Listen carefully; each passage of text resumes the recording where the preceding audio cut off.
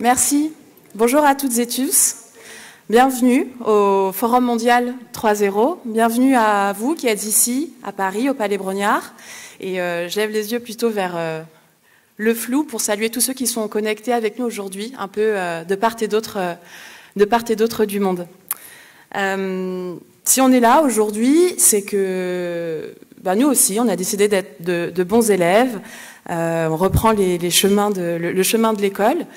Et c'est la rentrée pour tous, c'est l'actualité comme tous les ans, et c'est normal, hein, c'est la période des projets, des bonnes résolutions, des perspectives.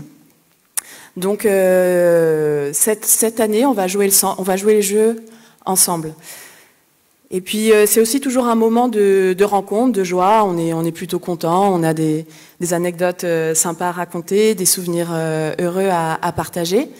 Mais cette année, cette rentrée, elle a un goût un peu amer, puisqu'on a aussi à l'esprit les forêts qui ont brûlé, les rivières qui se sont asséchées, des populations qui ont fui des conflits.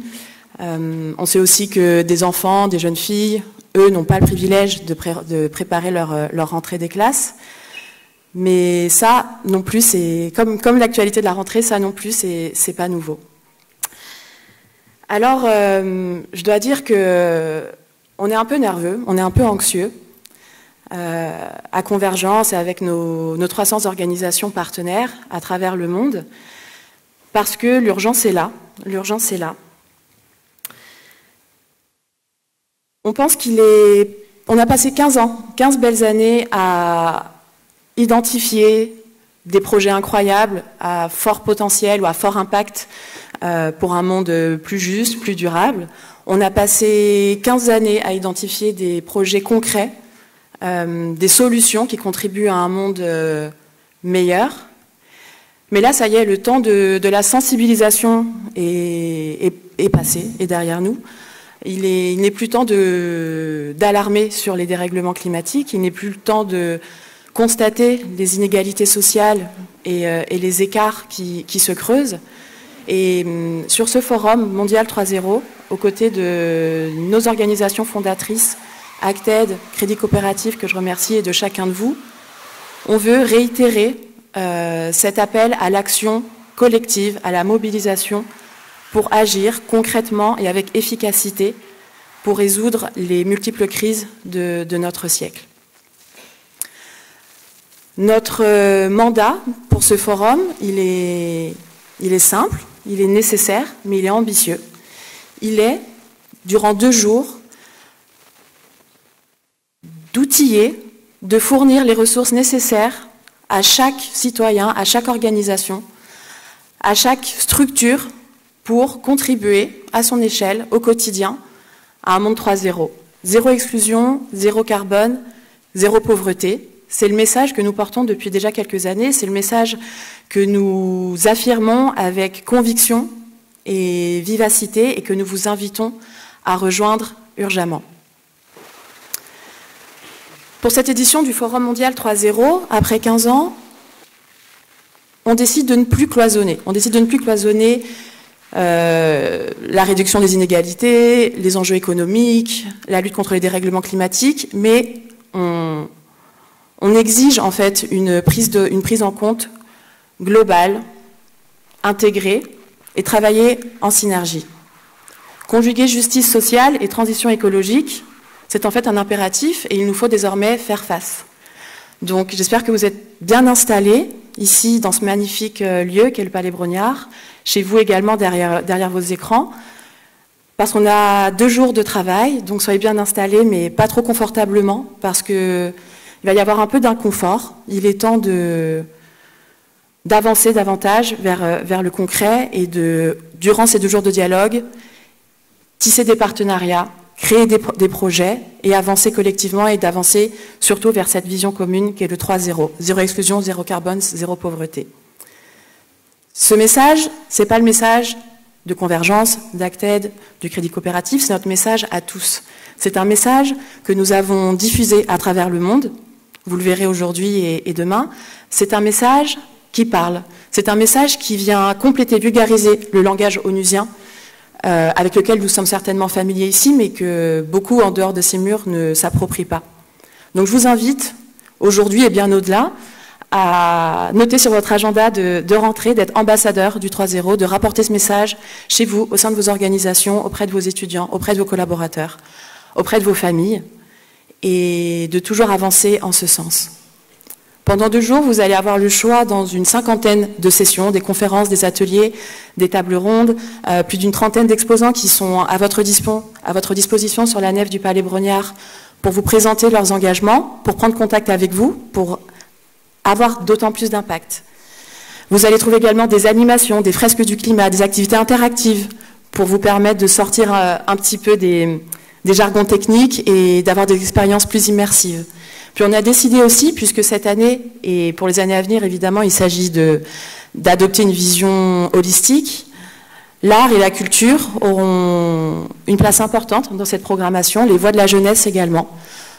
Donc c'est un appel à l'engagement, c'est un appel à l'urgence, mais c'est aussi un message d'espoir, puisque si vous êtes là aujourd'hui, aux côtés des 300 intervenants, c'est qu'il y a des actions, il y a du progrès, et notre ambition aujourd'hui est d'aller toujours plus vite.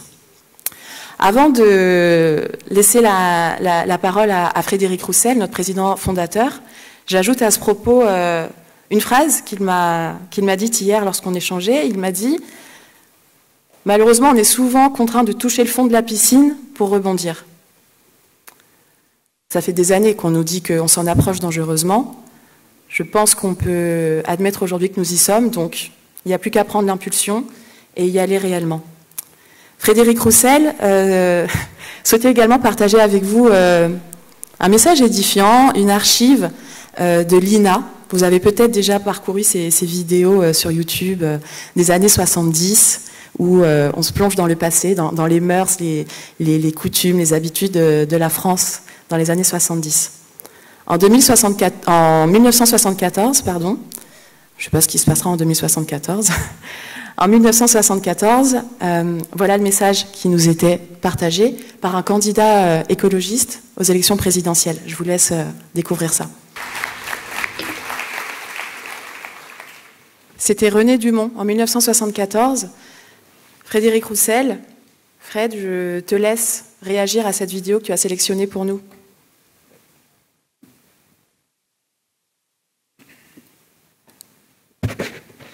Bon, comme il y a presque 40 ans, René Dumont nous donnait rendez-vous lundi, eh bien, avec 38 ans de retard, nous sommes fidèles au rendez-vous. Hein? Oui, on vieillit. Pour les plus âgés d'entre vous, dont je fais partie, et j'ai vu cette vidéo à l'époque en direct, on s'est dit, mais ce mec est barge, ce mec raconte mais vraiment n'importe quoi, il est fou. Bon, pas si fou que ça finalement. Alors, d'abord, je tenais à dire que je m'adressais à vous dans la salle, mais aussi à tous nos auditeurs en vidéo. Nous avons ce matin des auditeurs dans une 50aine de pays. I will tell you... Je vais vous dire bonjour en anglais pour le 15e forum à Paris. Je ne vais pas parler anglais pendant trop longtemps, personne ne comprendra mon anglais ici, et d'ailleurs personne ne comprendra mon anglais en ligne non plus. Donc retournons au français et j'espère que l'interprétation fonctionne bien. Merci à toutes et à tous dans la salle et à tous plus généralement pour votre présence ce matin. Alors, pour filer la métaphore de René Raymond et son verre d'eau, il y a vraiment deux façons de voir la situation 40 ans après. Il y a le verre à moitié plein ou le verre à moitié vide. On va commencer par le verre à moitié vide pour se donner du courage.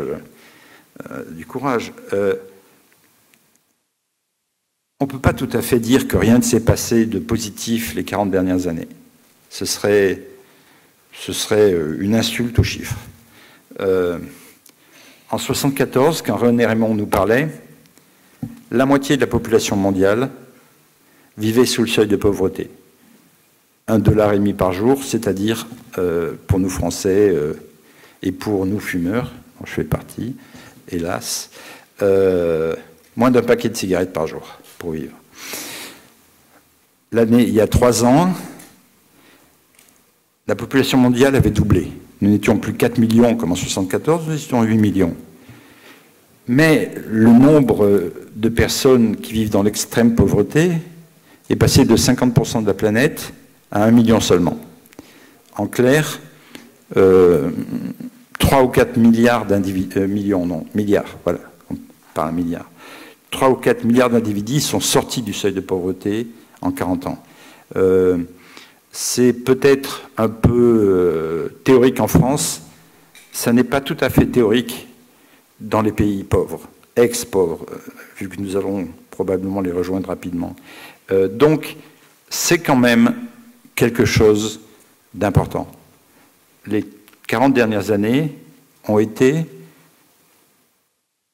la plus grande accroissement de richesse de l'histoire de l'humanité et la plus grande diminution de la faim qu'ait connue l'humanité en 40 ans.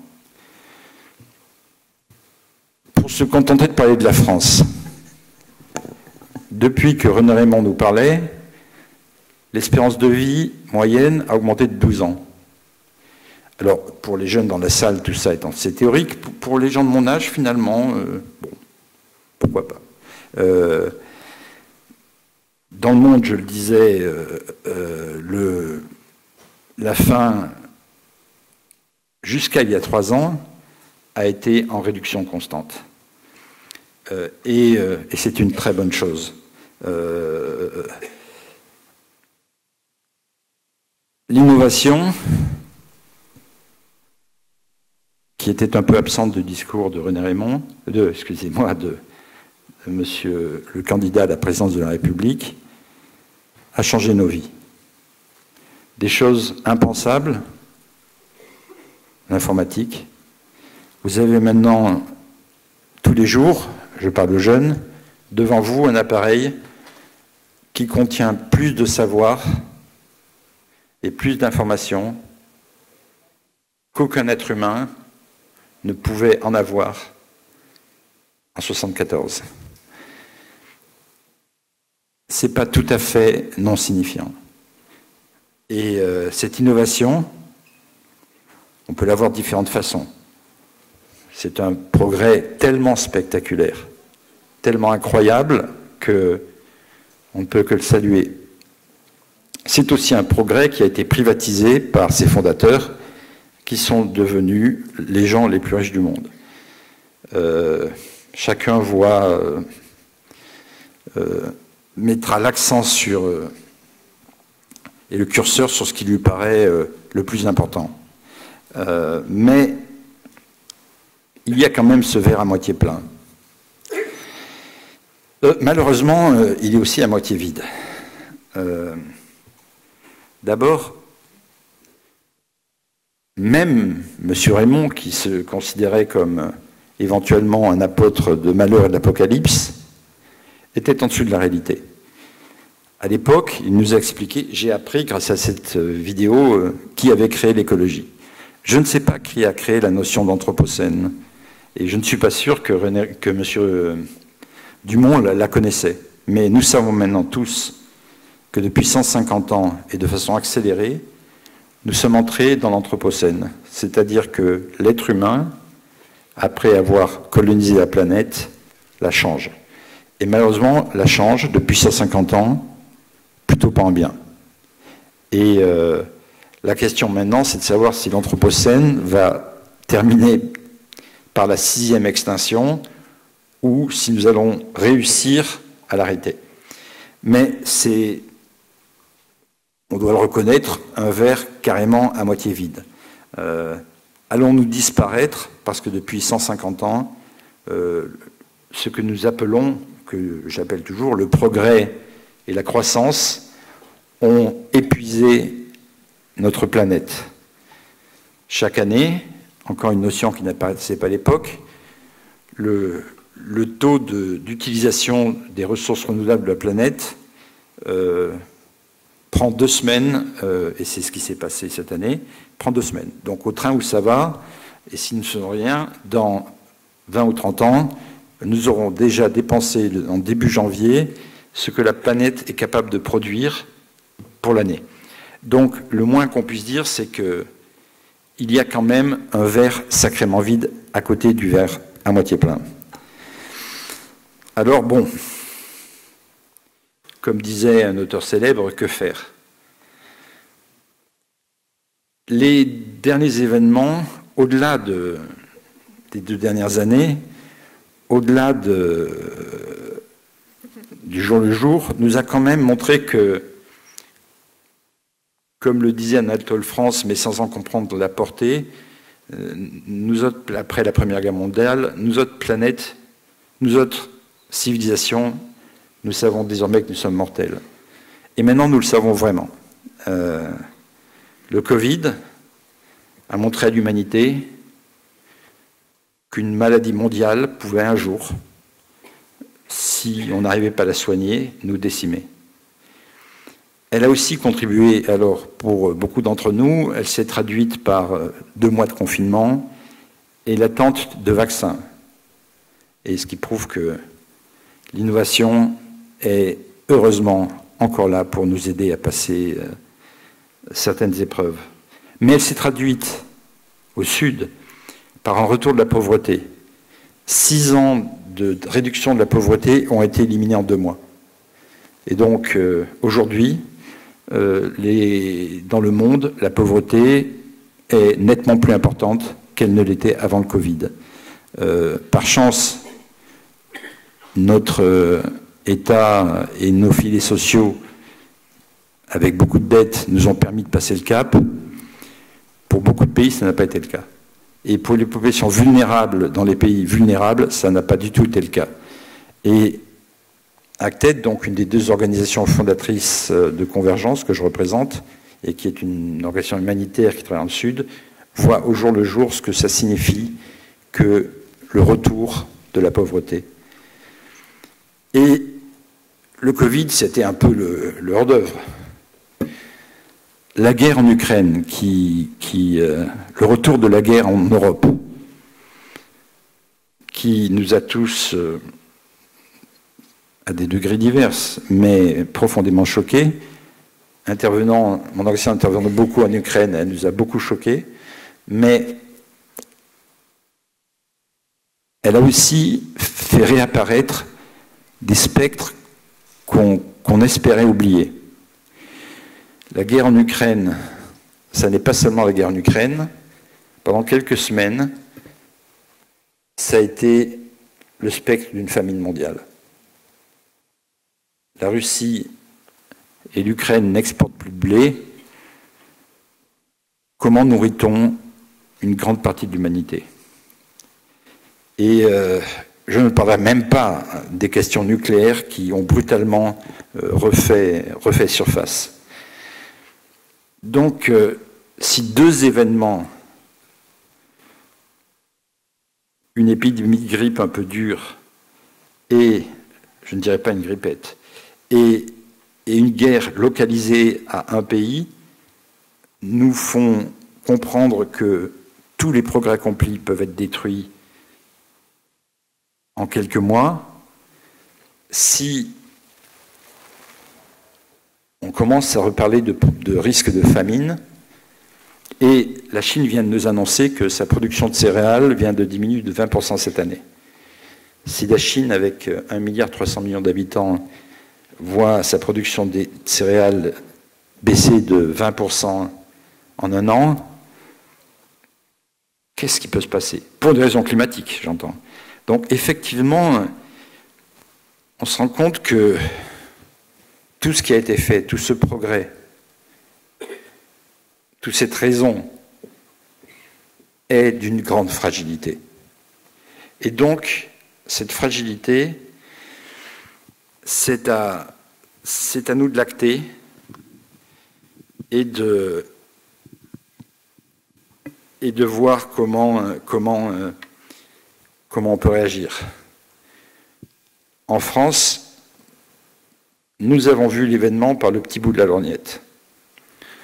En France, les canicules s'emballent, ça affole un peu tout le monde, mais personne ne se sent menacé dans le fait qu'il pourra manger demain. Mais si on prend les choses dans leur globalité, nous sommes revenus à une question qui, nous le pensions, avait disparu. Pourrons-nous nourrir de façon pérenne tous les habitants de cette planète? Il y a encore 2 ans, je n'aurais même pas pensé poser la question. Maintenant, il faut se la poser. 2 crises, au fond, mineures, menacent la stabilité du monde. Ce qui se passe au Sri Lanka, où nous sommes aux premières loges, peut arriver partout. Des pays peuvent s'effondrer. Des populations entières peuvent voir leur niveau de vie baisser drastiquement et la menace de famine réapparaître.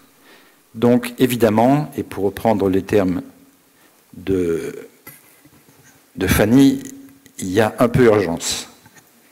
En même temps, effectivement, quand on atteint le fond de la piscine, il y a vraiment 2 options. On va prendre la première, qui est de rebondir pour monter plus haut, mais cette notion de fragilité, on ne peut plus la mettre de côté.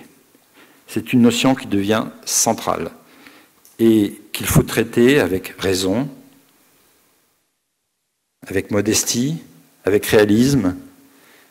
J'ai tendance personnellement à me méfier des utopies. Elles sont pavées de bonnes intentions et parfois le résultat n'est pas très bon, mais avec ambition et avec un sentiment d'urgence très fort. Merci beaucoup, Fred. Et c'est capital. Le couple, là, j'ai pas terminé, laisse-moi 1 minute. On a du pain sur la planche. Hein, oui, c'est ça. Donc, je crois qu'on vient de me rappeler qu'il fallait très vite. Donc, je vais aller très vite. Du coup, que faire? On parle de frugalité. Évidemment que nous devons être plus frugaux.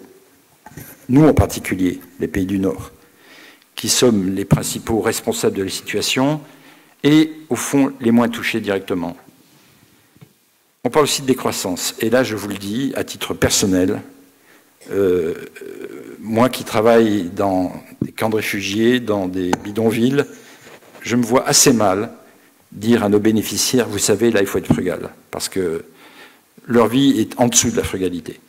Donc, je crois qu'effectivement, nous devons être frugaux, mais la réponse ne peut évidemment pas être la décroissance. Elle doit être une croissance raisonnée et qui ne doit pas déboucher sur une accélération de l'anthropocène. Et puisque je viens de me référer à l'ordre, je vous passe tout ce que je souhaitais dire, mais je crois que le message que porte Convergence depuis 15 ans, un message empreint de modestie, de réalisme, je ne crois pas aux utopies, mais d'ambition, était de dire que nous devions contribuer à être un porte-parole de toutes les initiatives, d'où qu'elles viennent, et qui concrètement, sur le terrain, partout dans le monde, essayaient de trouver des solutions pour accélérer le passage à autre chose. Et maintenant que nous avons décidé de faire de Convergence un mouvement global, nous avons déjà organisé une dizaine de convergences dans le monde et nous aspirons à faire de presque Convergence... une vingtaine désormais. Hein? Presque une vingtaine désormais. Presque une vingtaine. Et dans 5 ans, dans tous les pays du monde. Et nous essayons de faire de Convergence un mouvement global. Il ne s'agit pas de se réunir, de discuter des expériences des uns et des autres, mais de réfléchir à un mouvement global autour d'un slogan: zéro pauvreté, zéro carbone, zéro exclusion. Je mettrai de côté zéro inégalité. L'inégalité a beaucoup monté depuis 20 ans. Qu'elle soit portée par le talent, ce qui encore se comprend, par la transmission, par l'héritage. Néanmoins, arrêter l'inégalité, c'est un peu compliqué. Par contre, zéro pauvreté, zéro carbone, zéro exclusion, c'est jouable. Et c'est jouable en restant dans les clous de la raison et du progrès. Et donc, c'est à nous de le faire. Je terminerai, etc., en citant quelques économistes et quelques penseurs. Des anciennes générations, il faut toujours essayer de se raccrocher à qui a pensé avant nous. La mondialisation, c'était au fond Adam Smith, Schumpeter et Pareto. J'espère que je ne me trompe plus, c'est vieux souvenir. La main invisible du marché, la destruction créatrice et l'avantage comparatif. C'était la mondialisation, la période qui a permis la plus forte croissance des ressources de l'humanité de son histoire. Maintenant, nous arrivons à une situation délicate où la population mondiale, clairement, si nous souhaitons qu'elle obtienne un niveau de vie décent, va faire peser un poids sur les ressources de la planète 2, 3, 4 fois supérieur à celui qu'il est actuellement. L'accession de la Chine à la classe moyenne a eu certaines conséquences a été très positive pour les gens qui ont eu accès à la classe moyenne, moins positive pour les ressources de la planète. Donc comment arriver à donner à toutes les populations de la planète un revenu décent pour éduquer leurs enfants, tout en sauvant cette planète. C'est bien l'enjeu du débat. À titre personnel, je crois que c'est la rationalité qui doit prévoir et la façon dont nous arriverons à réorienter une croissance qui comprend que nous avons face à des ressources finies. Et donc, on pourrait se dire que entre des inégalités qui s'accroissent et une population qui a explosé, même si, à mon avis, nous avons passé la vague, on pourrait se dire, après Adam Smith, Schumpeter, Pareto, nous entrons dans un moment Malthus et Marx. Sus aux inégalités et nous sommes trop nombreux. Je laisse à tout le monde son analyse de la situation, mais ce sont des pensées qui redeviennent d'actualité. Les solutions peuvent être évidemment différentes. Mais nous avons ce moment et nous devons le confronter honnêtement. Fred ? Il y a une chose, et je termine là-dessus dans ce cas, il y a une chose que je sais que je ne souhaite pas, c'est que Keynes ait finalement eu raison. À long terme, on est tous morts. Il adorait dire ça. Je compte que nous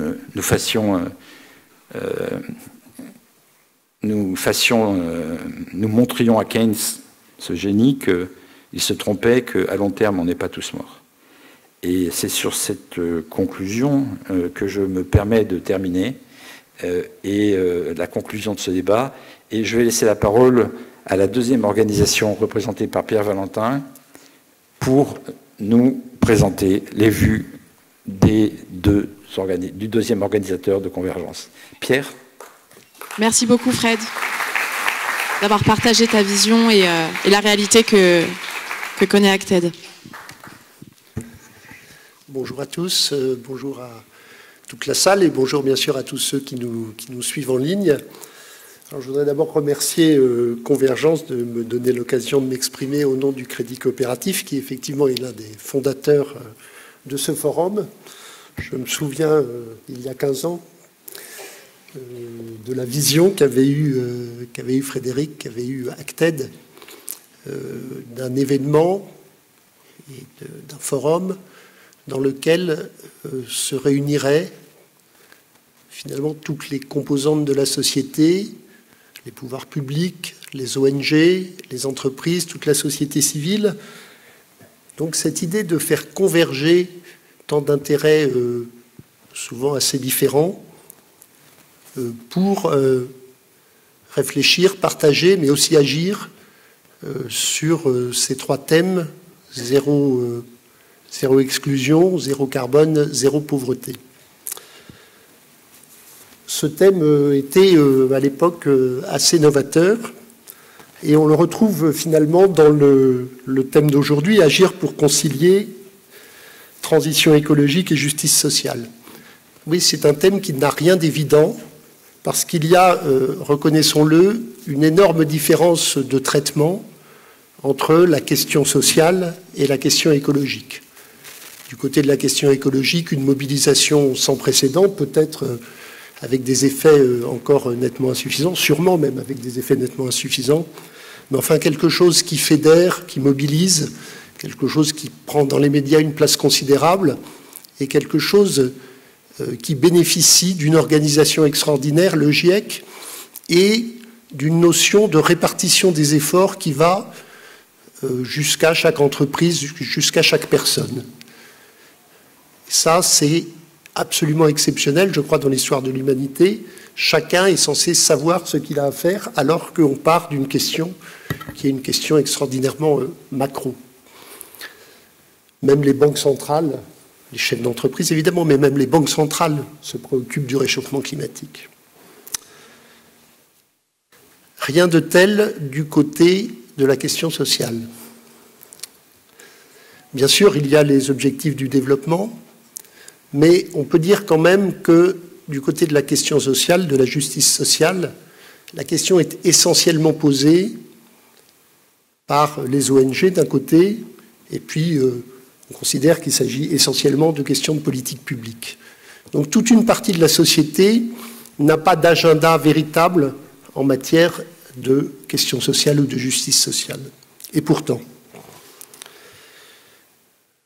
il s'agit de deux questions qui sont finalement assez proches.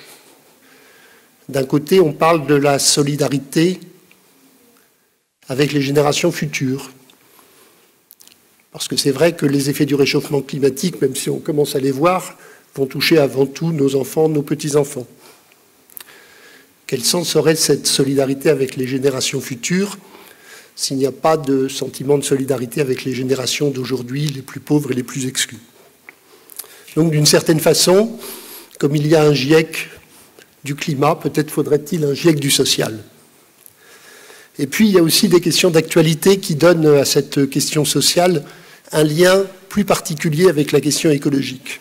C'est bien sûr la question de la précarité énergétique, mais cette question de la précarité énergétique, il ne faudrait pas qu'elle nous trompe en nous faisant penser que les fameuses passoires thermiques sont l'essentiel de nos problèmes en matière d'émissions de CO2. Ce ne sont pas les pauvres qui polluent le plus. 50% des émissions de la planète sont liées à 10% de la population, évidemment la part la plus riche de la population. Et même dans les pays riches, les populations les plus pauvres ont déjà atteint les objectifs de réduction de CO2 que ces pays ont fixés pour l'horizon 2050. Donc on peut dire que cette question justice sociale, transition écologique, c'est une question, je pense, qui va prendre de plus en plus d'ampleur et les liens entre les deux vont apparaître comme très clairs. Et ce sera, je pense, un renouvellement aussi de la pensée sur les questions sociales que de considérer l'influence de la question écologique sur ces questions sociales. Alors, je ne suis pas venu vous parler de façon totalement abstraite de ces sujets. Je voudrais, en tant que banquier, témoigner un peu de l'action. C'est bien le thème, hein, agir pour concilier transition écologique et justice sociale, l'action qu'une banque peut mener dans ses objectifs conjoints.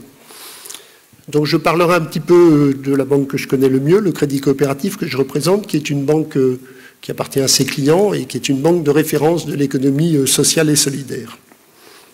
Alors d'abord, il y a des engagements qu'on peut prendre. Nous avons pris l'engagement de ne pas financer les énergies fossiles.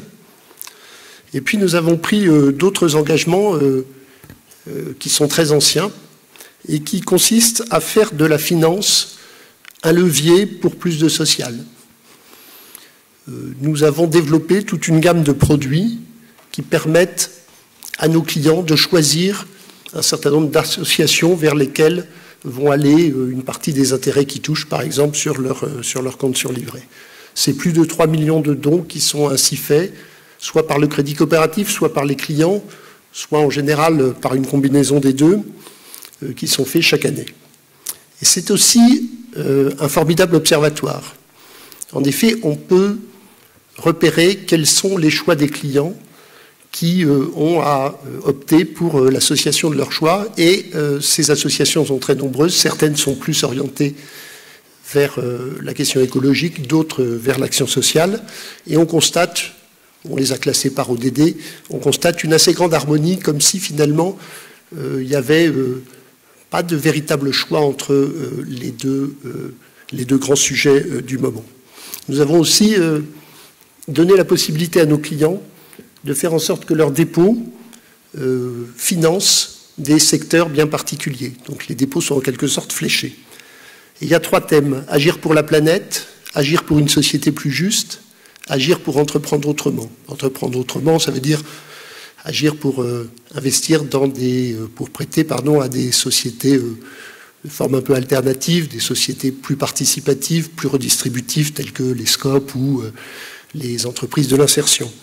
Eh bien, 43% choisissent agir pour la planète et 57% choisissent les 2 autres solutions. Donc vous voyez qu'il n'y a pas pour nos clients, et je crois pour les Français en général, d'opposition entre ces 2 urgences, l'urgence sociale et l'urgence écologique. En tant qu'investisseurs aussi, nous considérons que nous avons un rôle à jouer. Et par exemple, lorsque nous avons une société de gestion, lorsque nous votons dans les assemblées générales des sociétés dans lesquelles nos fonds d'investissement sont actionnaires, eh bien, nous demandons que la rémunération des dirigeants soit fonction d'un certain nombre d'objectifs de responsabilité sociale et environnementale. Mais nous votons aussi, et c'est un peu la question des inégalités que Frédéric ne souhaitait pas aborder de trop près, nous votons aussi contre les rémunérations les plus extravagantes de certains dirigeants, parce que il y a des moments où le partage de la rémunération entre toutes les parties prenantes de l'entreprise nous paraît devoir être rappelé. Merci, voilà, Pierre. donc je termine, ça tombe bien, je terminais pour vous dire que notre conviction, c'est que la finance a un rôle de levier, a un rôle à jouer, et nous comptons prendre toute notre part dans ces réflexions, et dans ce forum, et dans ces réflexions très stimulantes que nous attendons pour ces 2 jours. Merci Pierre, merci beaucoup pour votre accompagnement depuis 15 ans. Et le Crédit Coopératif et l'ensemble de nos partenaires ont l'occasion de revenir sur leurs engagements tout au long de ces 2 jours. La voix aussi qu'il ne faut pas ignorer, et on l'entend depuis bien longtemps, mais il est important de le réitérer, c'est la voix des jeunes à travers le monde, en France, à l'international. Et pour initier cette partie de discussion, je souhaiterais donner la parole à une organisation tunisienne, Wheel of Sousse, à travers son représentant, Anis Boufrika, qui nous arrive de Tunis, qui souhaiterait partager avec vous en 2 minutes, top chrono, si tu acceptes le défi, Anis, comment ce 3-0 se matérialise dans les territoires à Tunisie à travers les clubs 3-0. Bienvenue à Nice, bienvenue à Paris. Merci beaucoup. Et fais bon usage de tes 2 minutes. Merci. C'est toujours Fred qui parle et c'est moi qui subis. D'accord, très bien. 2 minutes, Fred. Merci beaucoup. Merci beaucoup, merci beaucoup, merci à vous. Merci Fanny, merci à toute l'équipe de Convergence pour nous avoir invités aujourd'hui. Si je m'adresse à vous aujourd'hui, c'est vraiment avec un profond sentiment d'humilité devant les grandes difficultés que nous subissons à travers le monde. Fred, tout à l'heure, a parlé de piscine. Chez nous, on n'a pas de piscine, mais on a des trous et des fois, on creuse encore plus. Et on est en train de creuser à chaque fois. Vous avez parlé de guerre, vous avez parlé d'inégalité, vous avez parlé de pauvreté. Bienvenue dans notre monde. Bienvenue dans un monde de guerre, d'inégalité. Nous, on le subit, ça fait plusieurs années, ça fait des fois des dizaines d'années, les guerres du Golfe, la Libye, la Syrie, le Soudan, et j'en passe. Il y en a tellement.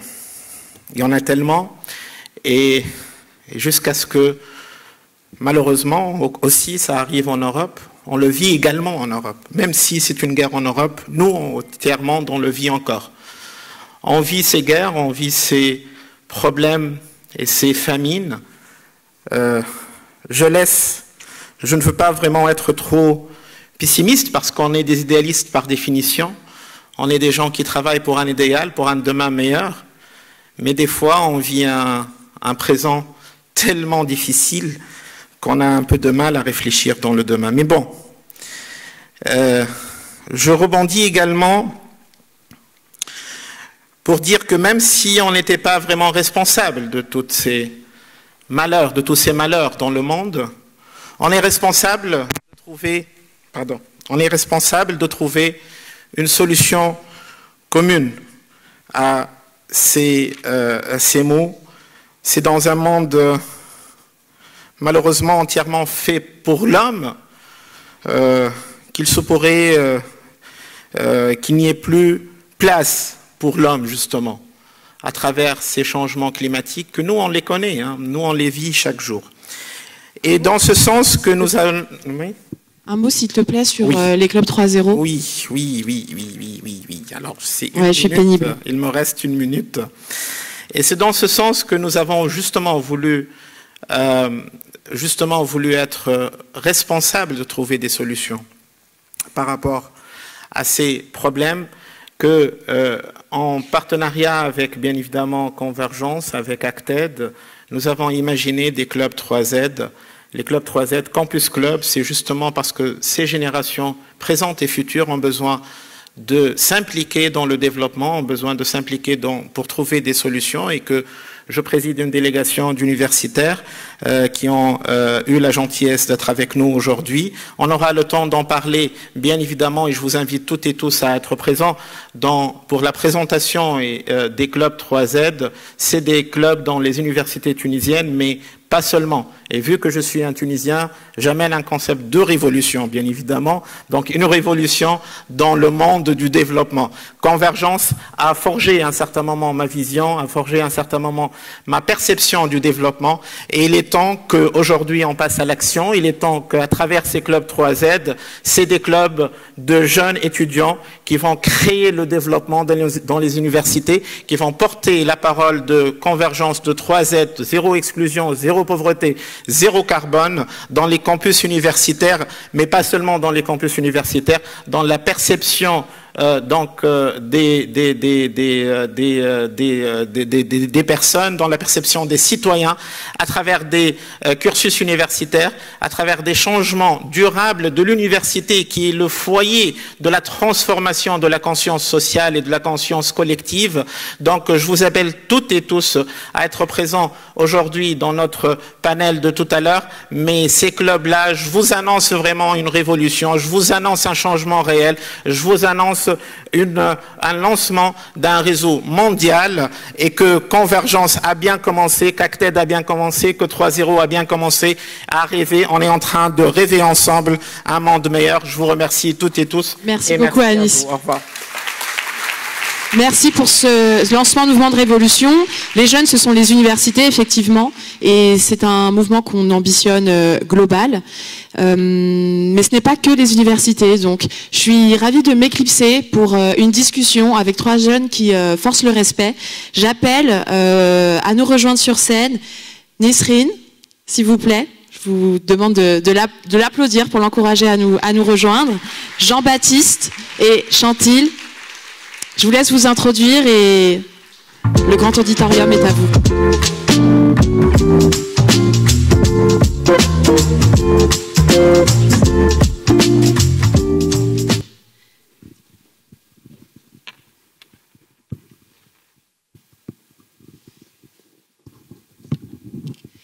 Good morning, everyone. I'm sorry for my French, so I will be... Bonjour à tous. Je suis désolée, je ne peux pas parler anglais. Je suis Chantal. Avec moi, il y a Jean-Baptiste. Je pense que Nesrine aurait dû se joindre à nous aujourd'hui, mais mais vous savez qu'on travaille tous en même temps que ce forum a lieu et je pense qu'elle a dû aller travailler. Je suis désolée. Donc, je suis Chantel. Je travaille sur la question des du 3-0-0, exclusion zéro carbone, zéro pauvreté. Ça fait plusieurs années que je travaille sur cela. Et voilà, Nesrine, elle est là. Donc le travail ne s'arrête jamais, mais le forum 3.0 est plus important. Je suis ravie que vous puissiez être là. Donc nous avons travaillé avec les communautés marginalisées à travers le pays. On travaille sur l'accès à l'eau, à la nourriture, à l'électricité, à l'éducation, à l'emploi dans 16 villes à travers les Philippines. Je travaille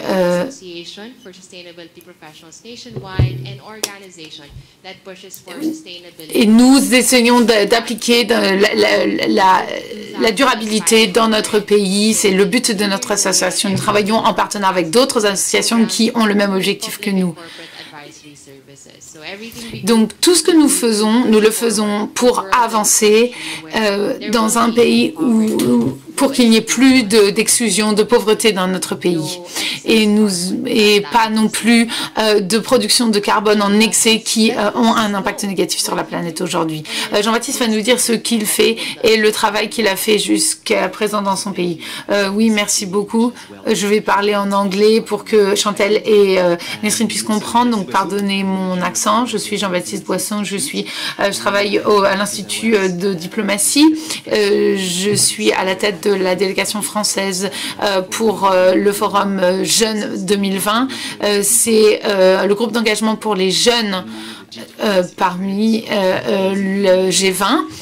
Donc, nous faisons des recommandations de politique auprès des dirigeants du G20. Et nous travaillons avec les dirigeants français. Et le but, c'est de choisir des sujets. Donc, il y avait 4 sujets, 4 groupes principaux. La biodiversité, le climat, l'adversité, le climat et l'inclusion et les jeunes. Et le but de notre travail, c'est de prendre ces thématiques en considération lors des forums G20. Et de nous adresser à ces dirigeants du G20. Très souvent, ils ne sont pas très ambitieux dans ces domaines. Et vous voyez bien, parce qu'il a été dit précédemment, véritablement, c'est quelque chose dont nous avons besoin. L'idée, c'est de travailler avec ces délégations des membres du G20. Et j'y reviendrai, mais je pense que c'est très important la possibilité de travailler avec ces pays. C'était un plaisir de travailler avec la délégation russe. Ils avaient des idées vraiment intéressantes. Et nous, en tant que jeunes, on n'a pas de lobby qui nous pousse derrière. On n'a pas d'agenda politique particulier. Ça nous donne beaucoup de liberté. Merci beaucoup, Jean-Baptiste. Et puis Nesrine, maintenant. Je suis arrivée directement de la rue à l'estrade. Je suis ravie d'être là avec vous aujourd'hui. Je suis Nesrine El Saïm, je viens du Soudan. Je vais vous parler des 3 activités principales que nous faisons. J'ai commencé à travailler dans l'activisme du climat il y a à peu près 10 ans. En 2012 et ça fait pas mal de temps maintenant. Il s'est passé pas mal de choses. Je suis maintenant secrétaire générale du Conseil des jeunes auprès des Nations Unies et quelqu'un qui fait du plaidoyer, cette question du changement climatique est quelque chose qui est un défi constant, en particulier quand on vient d'un pays comme le Soudan, puisque le Soudan est l'un des pays les plus vulnérables et les plus affectés par le changement climatique. Mais avoir accès à des choses est très compliqué pour nous, pour plein de raisons différentes, liées au développement notamment. Et de nombreuses personnes m'ont demandé pourquoi est-ce que je me suis mis dans l'activisme pour le climat. Et la vraie raison, c'est que je m'ennuie à l'école. Ça, c'est la vraie raison. Mais Et il y a aussi d'autres raisons. C'est la situation politique dans notre pays n'est pas stable. Il n'a jamais été stable. Ça fait très longtemps que c'est instable. Et malheureusement, les personnalités politiques influencent tout au quotidien. Et donc, on avait des problèmes dans les universités. Ma première année, notamment, c'était un peu... On a eu des agressions de la part du gouvernement. 2 personnes sont décédées. L'université a fermé pendant 3 mois et je n'avais rien à faire pendant 3 mois. J'ai étudié la physique et je me suis dit, on peut avoir beaucoup de science dans ce monde, mais peu importe le nombre de scientifiques que l'on a, ce sera toujours les politiques qui vont mener le monde.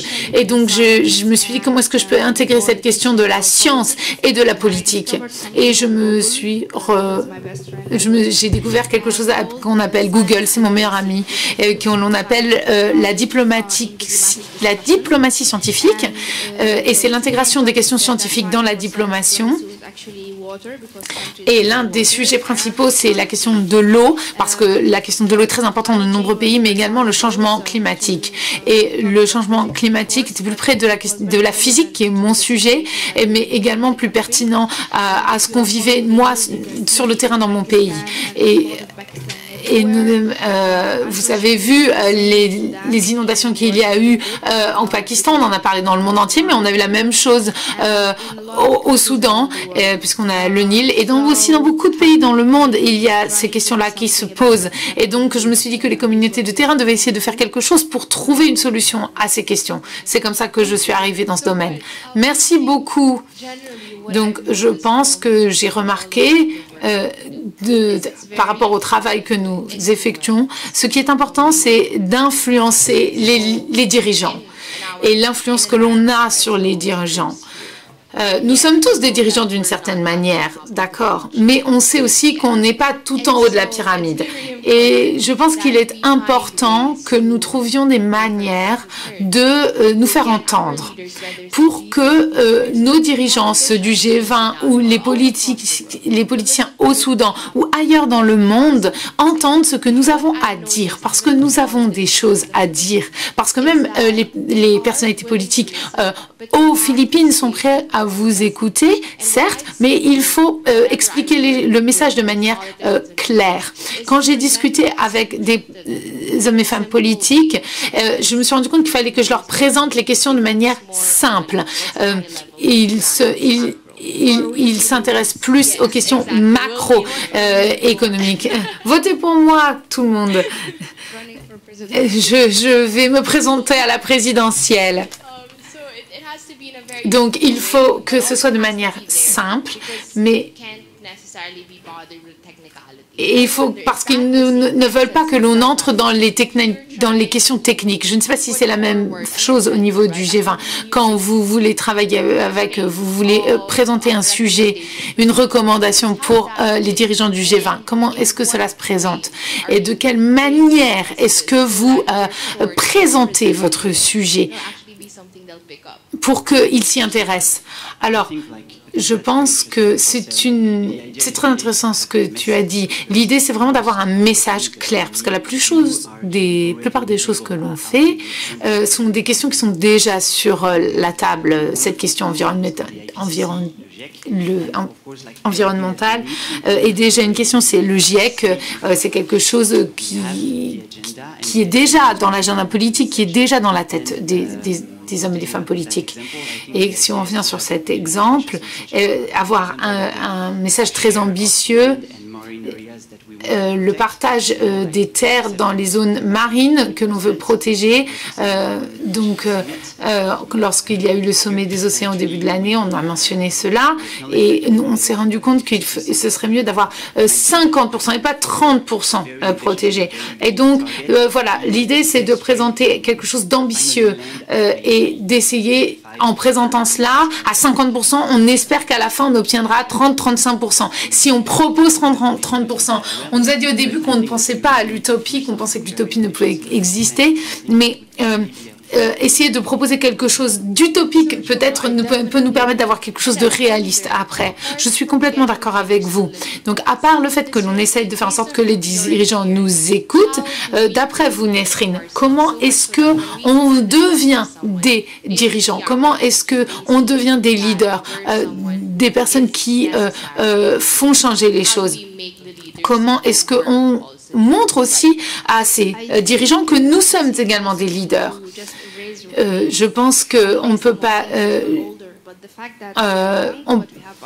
Parfois, il faut faire penser aux gens qu'on est plus âgés que l'on est. D'accord, on est jeune, mais on a des capacités, on a des connaissances, on a de l'expérience, on a une voix.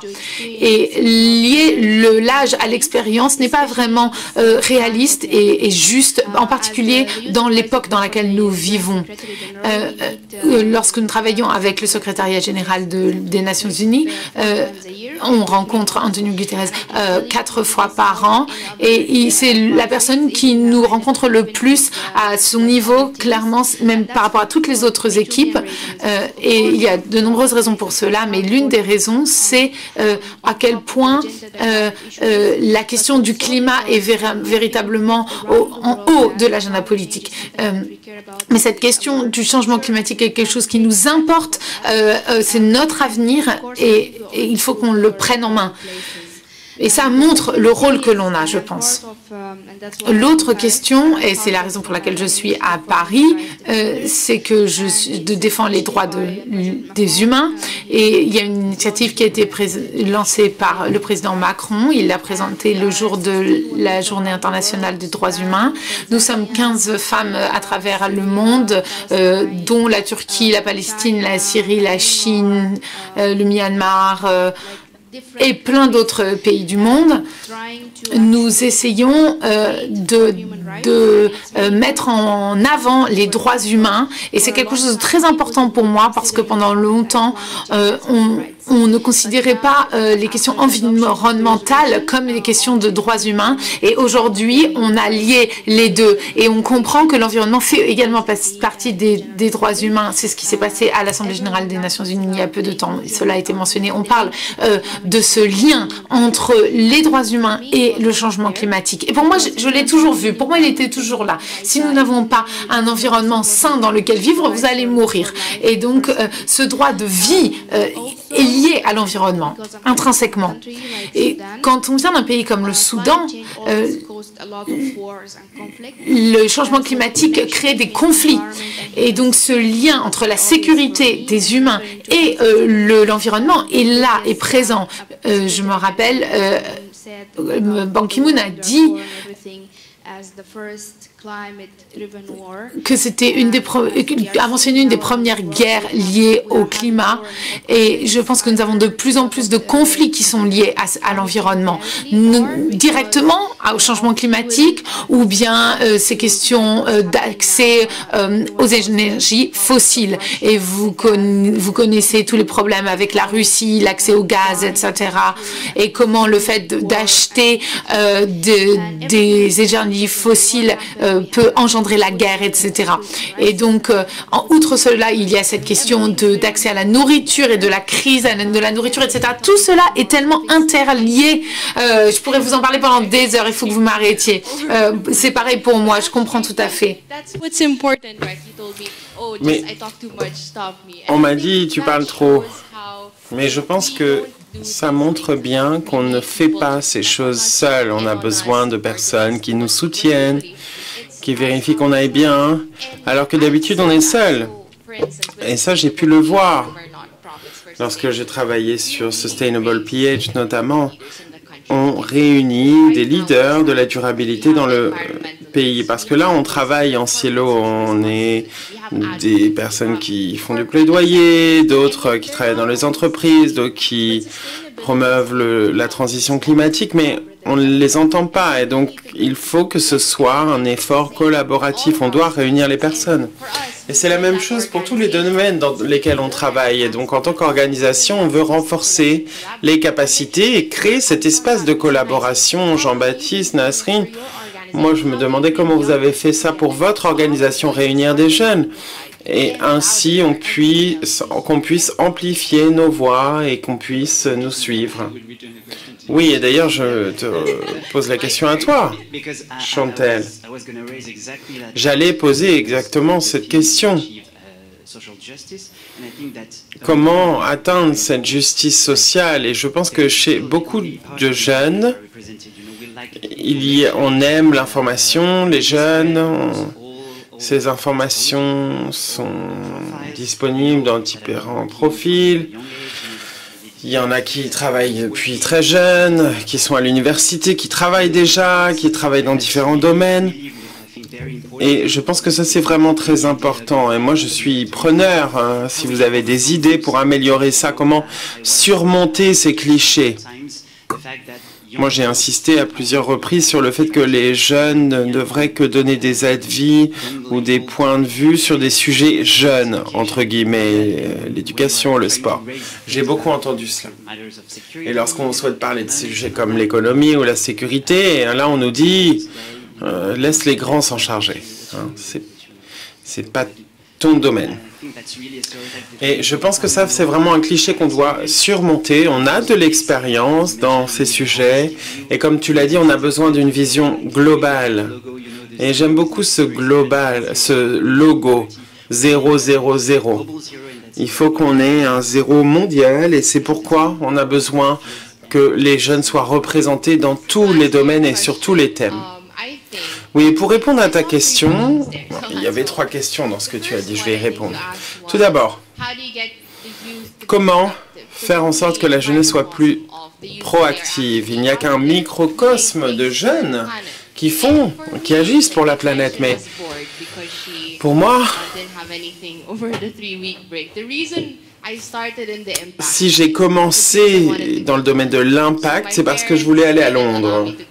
Mes parents ne voulaient pas que je fasse un échange à l'étranger et le prix de cette compétition est arrivé dans notre pays.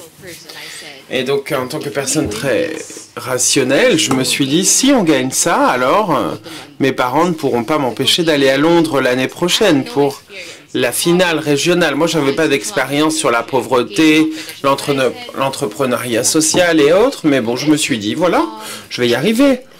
Et finalement, ça a été possible. Mais avant cela, avant même le début de la compétition, je me suis immergé dans de nombreuses communautés marginalisées, notamment dans ma ville d'origine, et j'ai vu comment la pauvreté détruit les personnes. J'ai vu ces manques d'accès à des besoins vitaux et manque de choix de vivre une vie différente. Et je me suis rendu compte que personne ne méritait cela.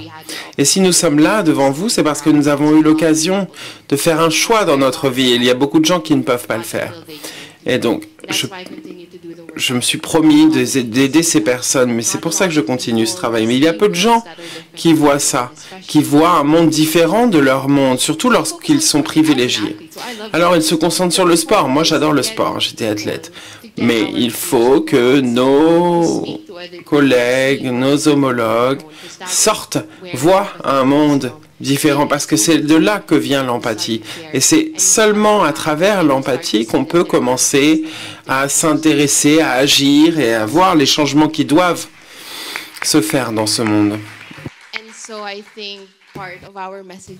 Et donc, une partie de notre message, c'est en effet qu'il faut enrichir les jeunes leaders, mais également nos homologues, nos collègues, parce que plus il y a de gens qui s'activent, plus nos voix seront entendues et plus nous pourrons avancer vers nos objectifs. Nasrine? Oui, merci. Concernant la solidarité, notre groupe est très divers, très varié. Et moi et ma collègue Tatiana du Bélarus notamment, et un autre collègue de Colombie aussi, sommes 3. On vient des continents tout à fait différents, de contextes différents, mais on voit beaucoup de points communs. Certains points communs, bien sûr, les situations sont différentes selon les pays et les continents, mais on partage beaucoup de choses en commun. Et donc, si chacun prend un moment pour réfléchir à la situation de chacun, on peut toujours trouver des points communs. Concernant la question sur le renforcement des capacités, pour le moment, non, nous ne faisons pas cela. Pour répondre simplement, c'est à cause de manque de ressources. Malheureusement, il est difficile de trouver des ressources au Soudan. Mais lorsque je suis devenue présidente du groupe consultatif, je me suis dit maintenant on me connaît, je suis bankable comme on dit, je vais pouvoir faire des projets plus importants, mais finalement ça n'a pas été le cas. Et dans le cadre de cette initiative, on m'a également demandé de développer un projet. Je l'ai appelé Reach of Humanity. Et le projet, c'est de lier la société civile en France avec la société civile au Soudan sur 3 sujets clés. Le changement climatique, bien sûr, la parité, égalité entre les sexes et les droits de l'homme. Parce que pour moi, ils sont très liés. Et bien sûr, j'utilise cette scène pour vous recruter tous et toutes pour mon projet Bridge of Humanity. Donc si vous faites partie d'une ONG, si vous souhaitez travailler au Soudan, même si vous n'avez pas d'expérience, n'hésitez pas à me contacter. Et si vous travaillez sur le changement climatique, vous souhaitez soutenir les femmes, les jeunes femmes soudanaises, n'hésitez pas à me contacter. Pour conclure, un des sujets les plus importants que l'on partage ensemble, c'est d'agir. Peu importe finalement la raison originelle, mais agir, c'est une première étape, c'est l'étape la plus importante, et ensuite, les choses se déroulent naturellement. Et donc, si vous souhaitez faire quelque chose, mais vous ne savez pas comment commencer, pas besoin de réfléchir beaucoup. Il y a une citation qui dit « Pour marcher loin, on marche plusieurs, pour marcher vite, on marche seul. » Malheureusement, nous sommes dans une époque où il faut à la fois marcher vite et loin. Et donc, les actions individuelles sont très importantes, mais le fait de travailler en groupe, en réseau, ça, c'est également très important. Oui, tout à fait. Et je pense qu'on peut tout à fait applaudir ça. Les partenariats sont importants. Et il n'est pas toujours facile de les créer, mais je pense que c'est tout à fait possible, comme tu l'as dit, à travers le fait de lier des organisations ensemble et en posant des questions. Et d'ailleurs, je voudrais présenter un dernier point. Si j'ai bien appris une chose ces dernières années, c'est que tout le monde peut être un partenaire tant qu'on sait comment les approcher. Et on ne peut apprendre cela qu'en les écoutant. Quelqu'un m'a dit, et d'ailleurs je pense qu'il faut qu'on développe ça en tant que leader de la jeunesse. Quelqu'un m'a dit, la confiance en soi, ce n'est pas le fait de savoir qu'on est meilleur que tout le monde. C'est de savoir qu'on n'est pas moins bon. Et ça, c'est très important. Et c'est vraiment une manière très humble d'approcher ces sujets, surtout lorsqu'on travaille sur des sujets auxquels on croit. Il faut être là, dire, voilà ma vision, voilà ce que je vois. Que voyez-vous? De quoi avez-vous besoin? Et comment est-ce que je peux vous soutenir pour atteindre cet objectif? Ça, c'est vraiment pourquoi on a plus de 70 organisations partenaires, parce qu'on ne fait pas que collecter à manger et la distribuer. On aide ces personnes. On a une approche vraiment qui fait qu'on se demande ce qu'on peut apporter comme valeur en tant que partenaire. Et c'est là vraiment qu'on peut faire vivre ce forum avec ses compétences d'écoute active, en sachant que toute connexion peut apporter de nombreuses possibilités en matière de collaboration et d'impact. Et si on continue à le faire, si on continue à agir, alors on atteindra nos objectifs, surtout dans cette ère de technologie et innovation où, honnêtement, tout est possible. Jean-Baptiste, je te donne encore 40 secondes pour des mots de conclusion et ensuite on pourra laisser profiter les autres du forum. Très brièvement, oui, je voulais réagir à ce que tu as dit, le fait que toutes les connexions comptent pour plus d'engagement. Et j'ai envie de dire que les entreprises, et d'ailleurs Pierre l'a très bien dit durant sa présentation, les entreprises ont un rôle très important à jouer pour donner cet espace, faire de la place pour ces personnes. Je sais que vous êtes déjà très occupés. Il ne faudrait pas être obligé de travailler 80 heures par semaine pour être engagé. Donc ça, il faut que ce soit apprécié par les entreprises, par les universités. Je pense que les universités ont de bons résultats là-dessus, mais les entreprises pas tant. Donc c'est mon appel pour ceux qui nous écoutent. Merci. Une dernière phrase. Je pense qu'on devrait conclure en disant que la jeunesse ne mérite pas simplement une place à la table des négociations, mais qu'on a besoin de la jeunesse à la table des négociations. Alors, merci beaucoup et profitez bien du reste du forum. C'était très inspirant. Vous nous donnez un peu une leçon aujourd'hui, alors merci beaucoup. Jean-Baptiste. Collaboration, partenariat, chacun a des compétences, chacun a sa place. Alors, à votre tour de prendre votre place aujourd'hui sur ces 2 jours de défis pour conjuguer justice sociale et transition écologique. Un énorme merci à nos membres des groupes de travail qui sont à l'origine de ce travail. Toutes les conférences, tous les ateliers auxquels vous participerez aujourd'hui sont le travail d'une collaboration. Convergence est née du mandat de partenariat et de collaboration multi-acteurs. Un grand merci à nos partenaires et surtout merci à vous qui êtes présents ici aujourd'hui, à vous qui êtes connectés en ligne. Vous pourrez interagir les uns les autres à travers les différentes fonctions interactives qui sont disponibles. Et sans plus tarder, je vous libère et vous souhaite un excellent forum. Bonne journée à tous.